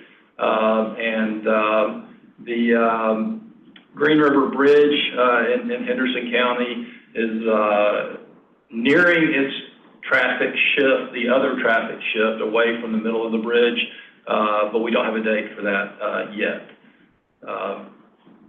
I think that's it for construction, unless anybody has questions. On the project delivery side, just like Hannah said, there's an extra column there that shows the draft STIP dates, just to make that easier to compare, similar to what Tristan showed in his presentation. All the blanks there you see for a lot of the bridges, those are bridges that are funded from a different funding pot than the STIP pot, which is why there's no dates there. The 191 project in Henderson County, as Tristan mentioned, the let dates moved out 3 years, but there's a separate contract that's being let right now for tree clearing due to the BAT moratorium. We had to clear trees in the winter. So the Mills River folks will be seeing some work going on for that tree clearing, but it is not the beginning of construction. So I'm sure they'll be getting a lot of questions on that.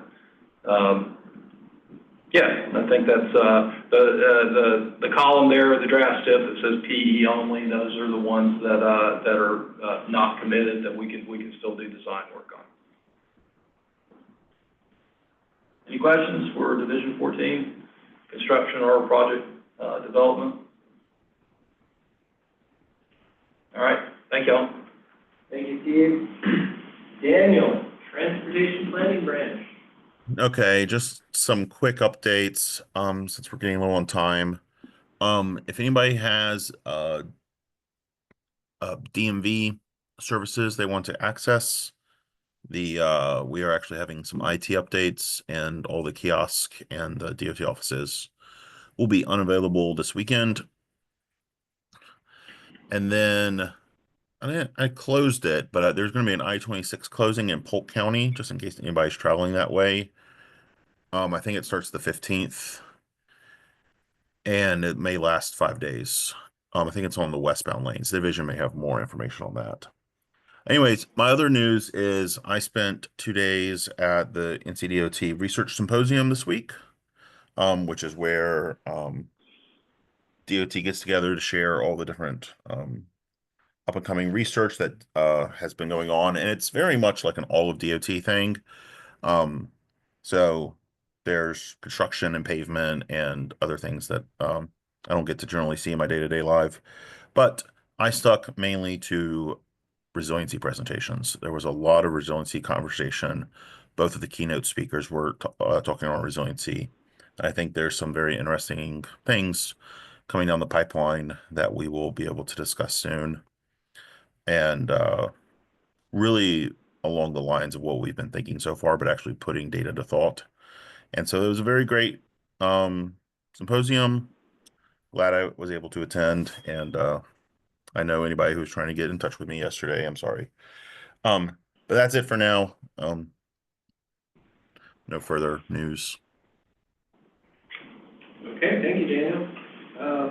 I don't believe we have any federal representatives, do we? Okay. All right. MPO staff, I'll let you kick off with subcommittee work. I will direct you to your packet on subcommittees. We are continuing to meet. Instead, I will focus on legislative updates because there's kind of a lot, and I'll focus on the budget today. First of all, there's a new U.S. Secretary of Transportation, Sean Duffy. He's a former U.S. representative from Wisconsin.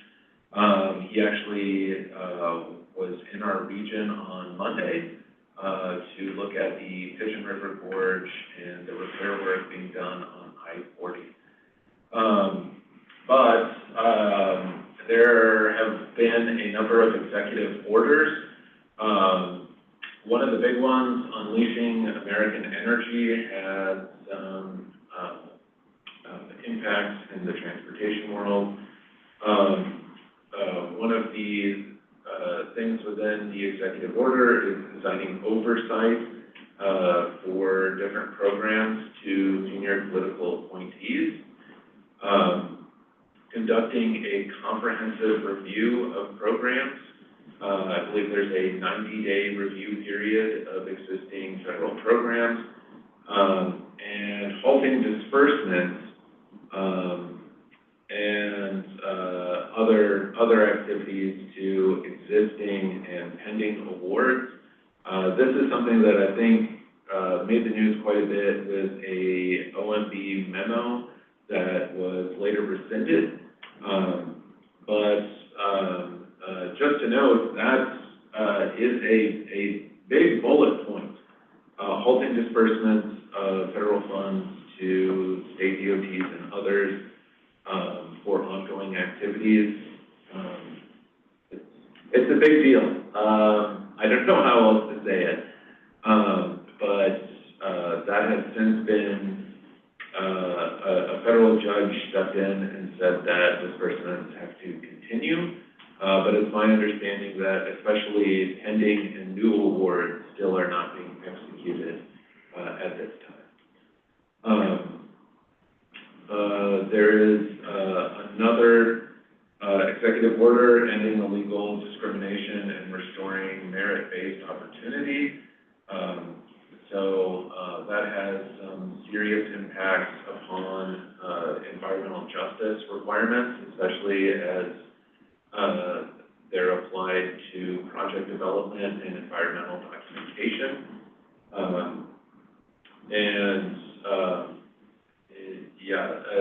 As well as the MPO's Metropolitan Transportation Planning, most likely.